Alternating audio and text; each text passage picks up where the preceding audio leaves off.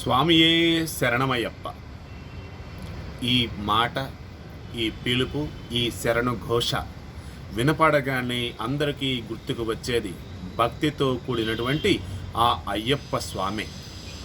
ఆ అయ్యప్ప స్వామిని తలుచుకోగానే అందరి మెదడుల్లో కావచ్చు, శరీరంలో కావచ్చు, భక్తి భావన తప్ప మరేది రాదు, రాకూడదు. కానీ ఈరోజు వైసీపీలో కావచ్చు, మిగతా రాజకీయ పార్టీల్లో కావచ్చు, కొంతమంది నాయకులు బాహటంగానే దుర్భాషలాడటం, కొంతమంది ఏకంగా పరుష పదజాలాన్ని వాడటం, కొంతమంది డైరెక్ట్గానే కోపాన్ని ప్రదర్శిస్తూ ఉన్నారు. ఇదేంటి, స్వామిమాల వేసుకుని ఈ రకంగా చేయవచ్చా? స్వామిమాల వేసుకున్నప్పుడు కొన్ని నియమ నిబంధనలు ఉంటాయి కదా. ఆయన ఆ జన్మ బ్రహ్మచారి కదా. అటువంటప్పుడు కొన్ని పదాలను అసలు దరిదాపుల్లో కూడా రానివ్వకూడదు కదా. కానీ పరుష పదజాలాలు, తిట్లు, అదేవిధంగా కొన్ని చేయకూడని పనులు కూడా చేస్తూ ఉన్నారే. వీరు ఆ రకంగా ఉండాలి అనుకున్నప్పుడు, ఆటోమేటిక్గా ఉంటారు అని అనిపించినప్పుడు ఎందుకు స్వామిమాల చేపట్టడం? ఇదే ఈరోజు సోషల్ మీడియాలో అంతా కూడా ప్రశ్నిస్తూ ఉన్నారు. అసలు అయ్యప్ప స్వామి అంటే ఎవరు? ఆయన మాలకి సంబంధించేసి నియమ నిబంధనలు ఏంటి అన్నవి ఒక్కసారి మనం పరిశీలించాక, ఆ తర్వాత ఏ రాజకీయ నాయకులు అయ్యప్ప మాలలో ఉండి కూడా దుర్భాషలాడారు, ఈ అయ్యప్ప మాల నియమ నిబంధనలకి వ్యతిరేకంగా ప్రవర్తించారని డిస్కస్ చేద్దాం. ముందుగా అయ్యప్ప. అయ్య అంటే విష్ణువు, అప్ప అంటే శివుడు. ఇన్ ద సెన్స్ వీరిద్దరికి పుట్టినటువంటి వాడే అయ్యప్ప స్వామి. హరిహర సుతుడు. హరి విష్ణువు, హరుడు శివుడు. ఇద్దరు మగవారికి పుట్టలేదు. ఎప్పుడైతే పాల సముద్రాన్ని చిలికినప్పుడు, క్షీరసాగర మదనం జరిగినప్పుడు, ఎప్పుడైతే మోహిని అవతారంలో విష్ణువు వస్తాడో, ఆ విష్ణువుని మోహిని అవతారంలో చూసి విష్ణువుని కాకుండా కేవలం స్త్రీ రూపాన్నే హరుడు చూశాడు. అలా వారిద్దరికి పుట్టినటువంటి బిడ్డే ఈ హరిహరుడు.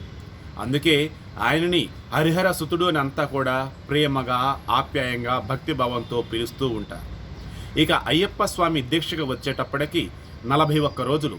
దీనిని మండలం అని అంటూ ఉంటారు. ఈ మండల దీక్షకు సంబంధించి ముందుగా ఏమి చేయాలి ఏంటన్నప్పుడు, గురుస్వామి 6 సార్లు ఎవరైతే మాలధారణ చేస్తారో వారితో వీరు ఆ అయ్యప్ప స్వామి దీక్షను స్వీకరించాల్సి ఉంటుంది. ఒక్కసారి అయ్యప్ప స్వామి మాల నీ మెడలోకి వచ్చిన తర్వాత మరలా అయ్యప్ప స్వామి దీక్ష విరమించే వరకు కూడా ఆ మాల నీ మెడలోనే ఉండాలి. ఇక తొలి సంధ్యలో కావచ్చు, సాయం సంధ్యలో కావచ్చు, చన్నీటి స్నానం మొత్తం కూడా తల నుంచి కింద పాదం వరకు అంతా కూడా చన్నీటి స్నానం చేసేసి ఆ తర్వాత ఆ అయ్యప్ప స్వామిని పూజించుకోవాల్సి ఉంటుంది.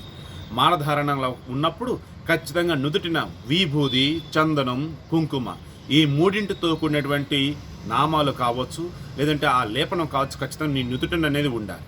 అదేవిధంగా ఈ మండల దీక్ష చేసినటువంటి అన్ని రోజులు కూడా ఎటువంటి సుఖాలకు కావచ్చు దూరంగా ఉండాలి.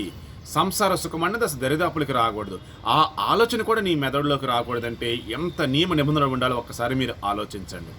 ముందు అసలు ప్రాతకాలం నుంచి రాత్రి వరకు ఒక అయ్యప్ప స్వామి మాల వేసినప్పుడు ఎలా ఉండాలి ఏంటనేది డిస్కస్ చేద్దాం. ఉదయాన్నే వేకువజామునే లేచి తలతో మొత్తం కూడా చన్నీటి స్నానం ఆచరించి, ఆ తర్వాత ఏదైతే పిండిన బట్ట ఉంటుందో స్వామిది అది కట్టుకోవాలి.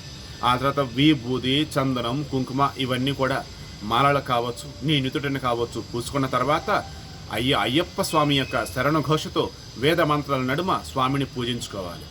ఆ తర్వాత అల్పాహారం, ఆ తర్వాత మధ్యాహ్నం భిక్ష అంటారు. ఈ భిక్షకు సంబంధించేసి పూర్తిగా సాత్విక ఆహారమే. కేవలం ఏదైతే నియమ నిబంధనలకు అనుగుణంగా చెప్పిన భోజనం ఏదైతే ఉంటుందో అదే స్వీకరించాలి. ఎవరైతే ఈ అయ్యప్ప స్వాములని దీక్షకు సంబంధించి పిలుస్తారో, ఇన్ ద సెన్స్ భిక్షకు సంబంధించి పూజ ఉంది స్వామి ఈరోజు మా ఇంటి రండి అని పిలుస్తారో ఖచ్చితంగా వెళ్లాల్సి ఉంటుంది. కులం, మతం, ప్రాంతం, వర్గం ఇవేమీ చూడకూడదు. ప్రతి మనిషిలో కూడా అయ్యప్ప స్వామి మాల వేసుకున్నారు అంటే ప్రతి మనిషిలో కూడా అయ్యప్ప స్వామినే చూడాలి. స్త్రీని మాతలాగా పూజించాలి, అంటే కన్న తల్లిలాగా చూడాలి. బిడ్డ అయినా, తల్లి అయినా, భార్య అయినా, పరాయి వాళ్ళైనా, ఎవరైనా సరే, శత్రువైనా సరే మాతాని సంబోధిస్తూ తల్లిలాగా చూడాలి.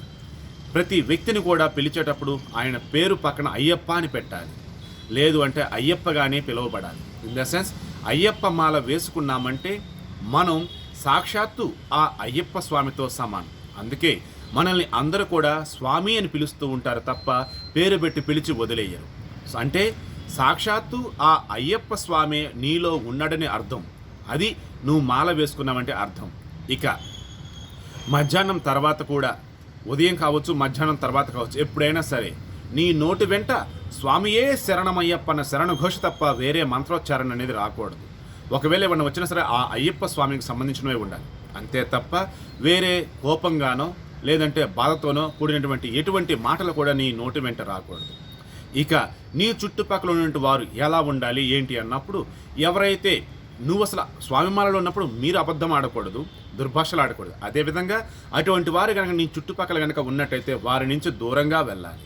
ఇక స్త్రీలకు సంబంధించేసి ఎవరైతే బహిష్టు ఉంటారో, నెక్స్ట్ పీరియడ్స్ టైంలో ఉంటారో వారికి మీరు దూరంగా ఉండాలి. అదేవిధంగా ఎక్కడైతే శవం ఉంటుందో ఆ శవానికి దూరంగా ఉండాలి. ఈ శవాన్ని చూసినా బహిష్లో ఉన్న స్త్రీని కనుక చూసినట్లయితే గురుస్వామి కొన్ని చెప్తూ ఉంటారు పూజలు. ఆ పూజ కనుక చేసినట్లయితే ఆ పరిహారం అనేది చెల్లించుకున్నట్టు అవుతుంది. సో దీని తర్వాత సాయంకాలం కూడా మీరు వందనం చేసిన తర్వాత స్వామివారికి పూజలు ఇవన్నీ అయిన తర్వాత కూడా అల్పాహారాన్ని భుజించాల్సి ఉంటుంది. కొన్నిసార్లు రాత్రిపూట కూడా స్వామికి సంబంధించి భజనలు ఇవన్నీ జరుగుతూ ఉంటాయి. ఆ భజన కార్యక్రమాల్లో కూడా పాల్గొని అక్కడ పెట్టే అల్పాహారాన్ని భుజించి ఆ తర్వాత పవలించాల్సి ఉంటుంది.